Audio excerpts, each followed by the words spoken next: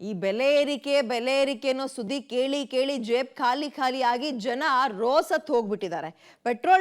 ಪೆಟ್ರೋಲ್ಗೂ ಬೆಲೆ ಕೂಡ ಜಾಸ್ತಿ ಆಗಿತ್ತು, ಡೀಸೆಲ್ ಬೆಲೆ ಕೂಡ ಜಾಸ್ತಿ ಆಗಿತ್ತಲ್ವಾ.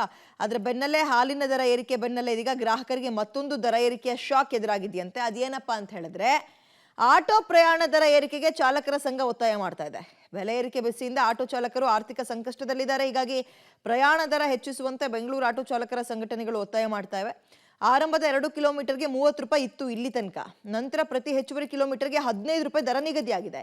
ಈ ದರ 3 ವರ್ಷಗಳ ಹಿಂದೆ ಪರಿಷ್ಕರಿಸಲಾಗಿತ್ತು. ಇದೀಗ ಆರಂಭದ ದರ 40 ರೂಪಾಯಿ ಹಾಗೂ ಪ್ರತಿ ಕಿಲೋಮೀಟರ್ 20 ರೂಪಾಯಿ ಹೆಚ್ಚಿಸುವಂತೆ ಆಟೋ ಚಾಲಕರು ಬೆಂಗಳೂರು ನಗರ ಜಿಲ್ಲಾ ಉಪ ಆಯುಕ್ತರಿಗೆ ಪತ್ರದ ಮೂಲಕ ಮನವಿ ಮಾಡಿದ್ದಾರೆ.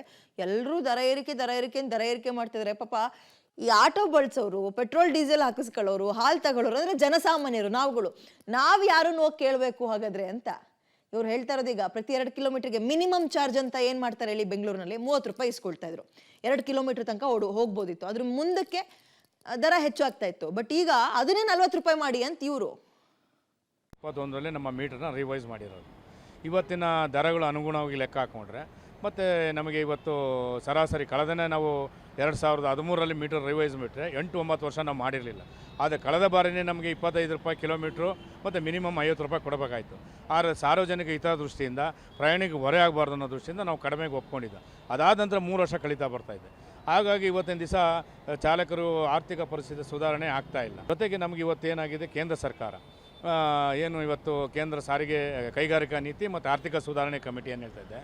ಸೊ ಪ್ರತಿ ವರ್ಷಗಳನ್ನ ಏನು ಈ ಬೆಲೆ ಏರಿಕೆ ಅನುಗುಣವಾಗಿ ಕಾರ್ಮಿಕರಿಗಿರ್ಬೋದು, ಅಸಂಘಟಿತ ಕಾರ್ಮಿಕರಿರ್ಬೋದು, ಅದು ಆಟೋ ಆ್ಯಂಡ್ ಟ್ಯಾಕ್ಸಿ ಇರ್ಬೋದು, ಲಾರಿ ಇರ್ಬೋದು, ಬಸ್ನವ್ರು ಇರ್ಬೋದು, ಇವರೆಲ್ಲರಿಗೂ ಸಹ ಅವ್ರಿಗೆ ಬೆಲೆನ ಸರಿದೂಗಿಸ್ಕೊಡ್ಬೇಕು, ಸಂಬಳನ ಹೆಚ್ಚು ಮಾಡಬೇಕು, ಅಥವಾ ಅದರ ತಕ್ಕನಂಗೆ ಸರ್ಕಾರ ಮೀಟರ್ನ ದರಗಳನ್ನ ಕೊಡಬೇಕು ಅನ್ನೋದು ಅವ್ರದ್ದು ಒಂದು ನೀತಿಯಾಗಿದೆ.